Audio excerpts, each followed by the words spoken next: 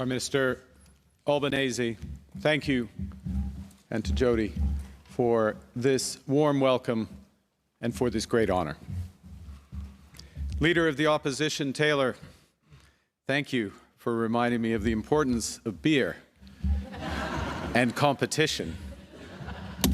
And in terms of deflating the palms, I would note, I would recall our meeting with Prime Minister Starmer, our trilateral at a time of great consequence, where it was around drinks, and Prime Minister Albanese brought 4 of Australia's finest tins, which just happened to bear his name.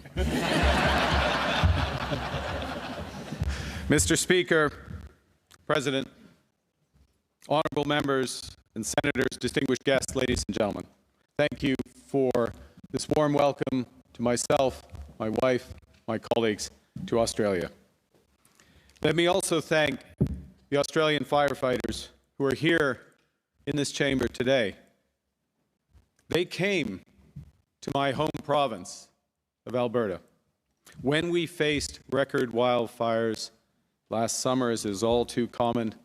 But what is also common is that action, that heroism is just as Australian firefighters have done for Canadians over the years. And this is just one of the many testaments to the profound and practical friendship between our two nations. Friends, it is a distinct honor and privilege to address this Parliament, one of the world's great chambers of democracy, and a testament, as both previous speakers indicated, to our shared Commonwealth heritage. Allow me a few words in Canada's other official language.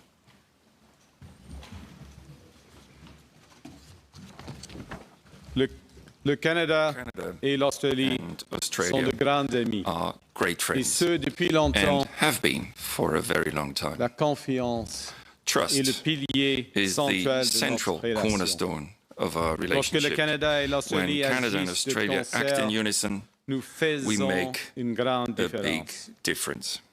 Et en cette période In de these times rupture, of rupture, notre collaboration our est collaboration encore is plus even stratégique. more strategic. Nous pouvons We can chacun renforcer notre Each souveraineté reinforce our et ainsi sovereignty, and in doing produire so, des résultats deliver concrets pour nos tangible citoyens et results for citoyennes, our citizens, all of them, as well as for nos our économies. economies.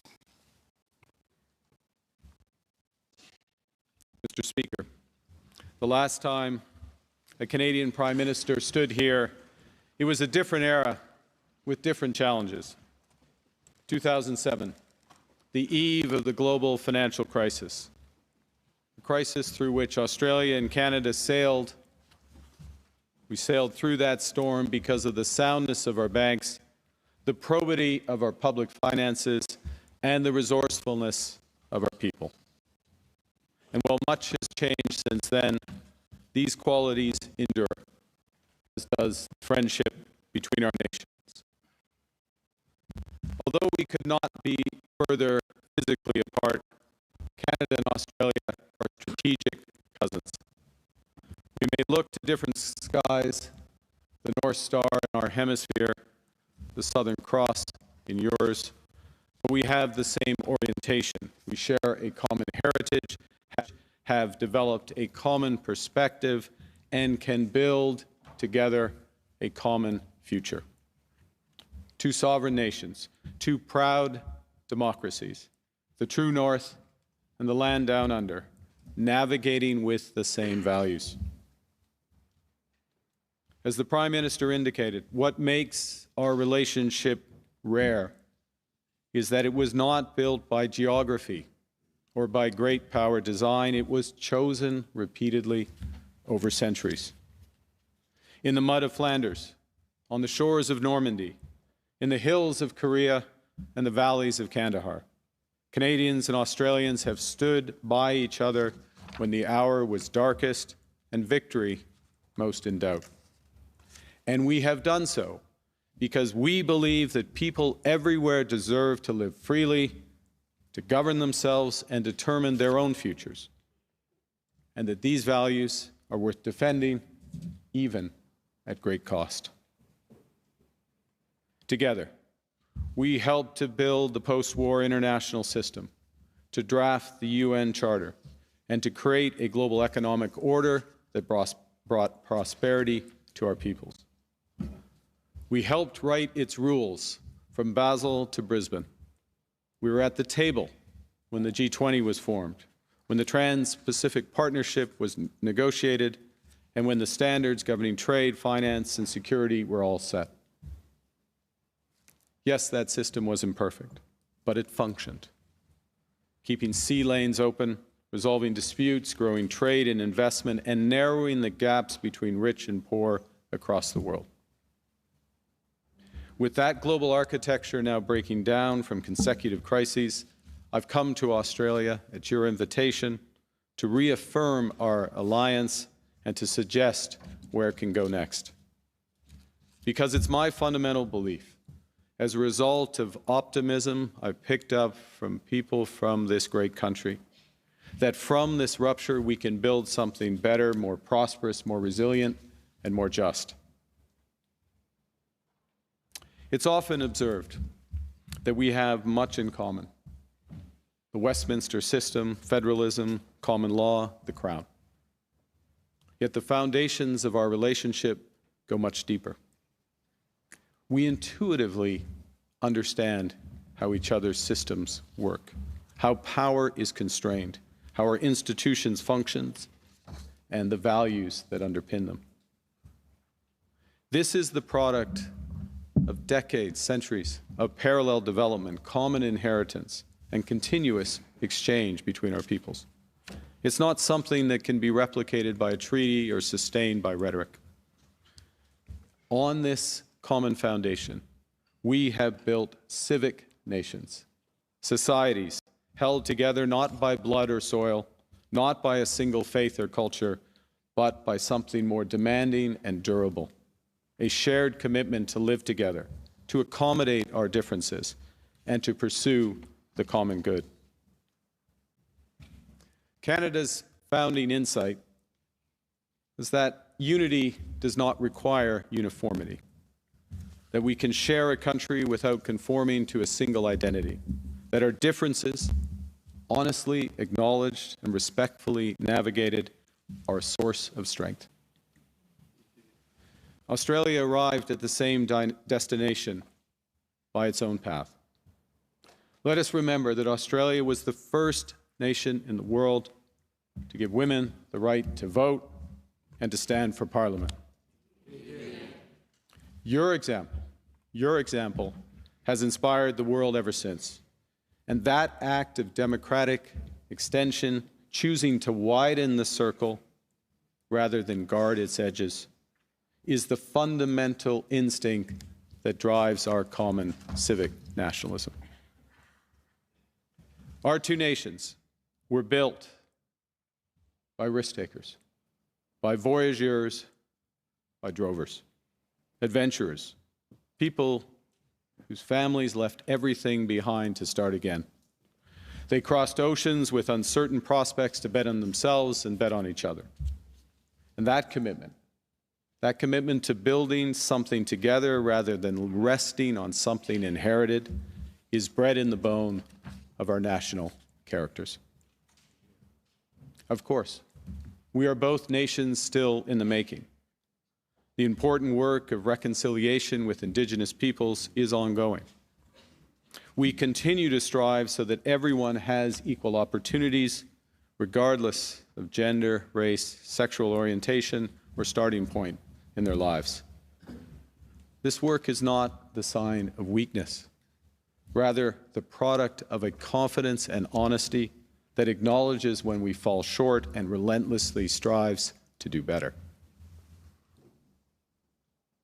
Mr. Speaker, the institutional depth we share, our friendship forged by shared values and common battles, creates a trust that is also a strategic asset. It is a source of power. And the question today for middle powers like us is whether we establish the conventions and help write the new rules that will determine our security and prosperity, or let the hegemons dictate outcomes. In the new global environment, the ability to form effective coalitions is becoming a central strategic capability. Great powers can compel, but compulsion comes with costs, both reputational and financial. Middle powers can convene, but not everyone can. In the post-rupture world, the nations that are trusted and can work together will be quicker to the punch, more effective in their responses, and more proactive in shaping outcomes, and ultimately, those countries will be more secure and prosperous. Mr. Speaker, middle powers like Australia and Canada hold this rare convening power because others know we mean what we say, and we will match our values with our actions. This has been earned by those before us throughout our history. And the question is now, what do we do with it?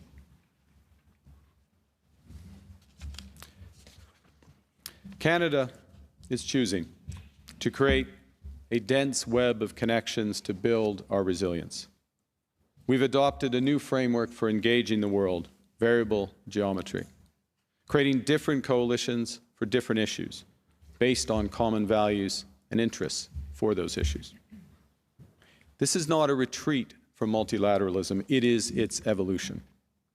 And to be clear, Canada's support for the United Nations, the Bretton Woods institutions, the multilateral system is, like Australia's, unwavering. But while we are committed to reforms of these institutions in order to better reflect today's world, we need coalitions now to address immediate challenges. And as those coalitions work, they will help demonstrate the power of multilateralism and reinvigorate it. The fact is, right now, many countries are concluding that they must develop greater strategic autonomy. And this impulse is understandable. When the rules no longer protect you, you must defend yourself. A country that can't feed itself, fuel itself, or defend itself has few options. But in the 21st century, the requirements for economic security and prosperity of our countries extend far beyond food, conventional energy, and defense, as important as these are. Today, sovereignty requires reliable access to space-based communications and storage, vaccines, semiconductors, payment systems, and capital. Because governments and businesses went for decades prioritizing efficiency over resilience. We've developed supply chains and trading relationships that create dependencies on the great powers, sometimes even individual corporations. All of these affecting essential elements of our sovereignty. And as that integration is weaponized, this creates fundamental vulnerabilities. In response, Canada's strategic imperative is to build sovereign capabilities in these critical sectors, at home and in coalition with trusted, reliable partners like Australia, to ensure that integration is never again the source of our subordination. And let me, in the spirit of the leader of the opposition, move from the theoretical to the practical. I'll give 5 examples of this variable geometry in practice. The first, Prime Minister, is in critical minerals. Canada and Australia are the world's 2 most reliable and like-minded mining giants. We are both committed to sustainability. We have each developed the most advanced extractive ecosystems, all the range from prospecting to engineering, logistics, and capital markets. We're blessed with abundance of foundational metals that power the batteries, the EVs, the smartphones, the AI systems of this century. Together, we produce 1/3 of global lithium, 1/3 of global uranium, 40% of iron ore. In fairness, that's largely you. but we'll take credit for it. And we have a combined war chest right now of $25 billion to fast-track global projects. Globally, we're 1 and 2 in the most attractive we're 1 and 2 as the most attractive mining investment jurisdictions in the world. We are the world's critical mineral superpowers. Now, in the old world, and even to a degree today, the temptation would be to see each other as competitors. In the new world, we should, as Prime Minister Albanese has suggested, be strategic collaborators to boost investments, accelerate technological cooperation, enhance supply chain resilience, expand our domestic processing abilities, and to reinforce each of our strategic autonomy. Which is why earlier today we've signed a series of new agreements on critical minerals, including with respect to the G7 Critical Minerals Alliance, an alliance Prime Minister Albanese helped to launch in Kananaskis in June. This is the largest group of trusted democracies with critical minerals reserves in the world. The second area is in defense. Both our countries are building up our capabilities so the next generation of drones, surveillance aircraft, cyber, and artificial intelligence are created in Adelaide and Alberta. Canada has just announced our first ever defense industrial strategy. It will catalyze $500 billion of investment in our security and resilience over the course of the next decade. This creates enormous opportunities for cooperation between our countries. As the Prime Minister rightly referenced, we are already cooperating with Australia on your world-leading over-the-horizon radar. And we're actively exploring new opportunities to protect our vast territories together. Australia and Canada are core members of the Coalition of the Willing, which provides vital military and humanitarian aid to Ukraine in response to Russia's illegal, horrific war. Mr. Speaker, the outcome of this war is not in doubt, although its duration is still uncertain. And when peace comes, and it will come, the coalition, including Canada and Australia, will provide robust security guarantees to support a just and lasting peace in Ukraine and Europe. As we have seen in this war in Ukraine, satellite communications are now a fundamental requirement for security. A Canadian-based constellation of LEO satellites will launch next year, providing reliable and secure global communications. We're working with other like-minded partners who possess similar capabilities to build out a deep, resilient, sovereign system that we can all share and we can each control in our territories. Mr. Speaker, artificial intelligence is my third example. As AI begins to transform our economies and our lives, strategic autonomy will require sovereign intelligence infrastructure, including secure clouds, data, LLM models, enterprise applications. Canada can contribute here as well, in partnership. We're the #1 global destination for master's and doctoral students. We produce some of the world's most renowned AI developers and are home to the leading AI institutes and many of the startups. But we know that is not sufficient.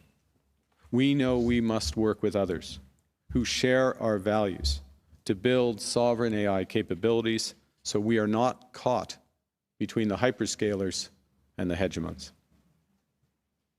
We're partnering with like-minded nations in Europe, and we look forward to today's agreements to work more closely in partnership with Australia, and as well, building on the announcement at the APEC summit in our trilateral AI initiative with India. Fourth, on trade. Our two nations are championing efforts to build a bridge between the Trans-Pacific Partnership and the European Union. Canada is already a member of both trading blocs. I hope soon you will be as well. Both of us know that the value of this is a global public good. Yes, it's market access, but it's a global public good because this is a bloc of 1.5 billion people grounded in common standards, shared values, and is capable of anchoring a new rules-based trading system even as the old one falters.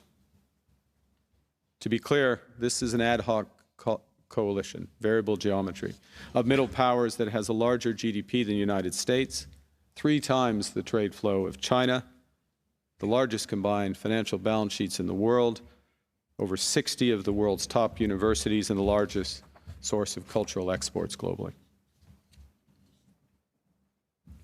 It might not surprise you, given my background, that my final example is capital. Over the past 2 decades, access to capital has become increasingly weaponized. And in the coming period of global volatility, our financial systems will likely be tested once again. Canada and Australia retain the advantages of sound banking systems, the most sophisticated and reliable financial infrastructure. We have the ability that others might think they have but don't. We have the ability to sustain openness to cross-border capital flows. Our pension funds and your supers constitute one of the largest pools, soon to be the largest pools of capital in the world, at present nearly $7 trillion under management. This is a strategic asset for our citizens and future generations, particularly in a riskier world where it will increasingly matter who owes whom and who owns what. The fact is, we are currently underinvested in each other's economies, and it's high time to modernize our bilateral tax and investment treaty, and I welcome today's agreement to do exactly that. Mr. Speaker, the connections, these new connections between Australia and Canada are greater than the sum of their parts. This is an alliance reaffirmed, a friendship strengthened, and a partnership to build greater prosperity and security in the Indo-Pacific and beyond. The fact is, Australia and Canada have never waited for others to write our futures. We've written it ourselves through a century of choices, standing together in the darkest hours, building the post-war order with optimism and purpose, and now helping to create what comes next.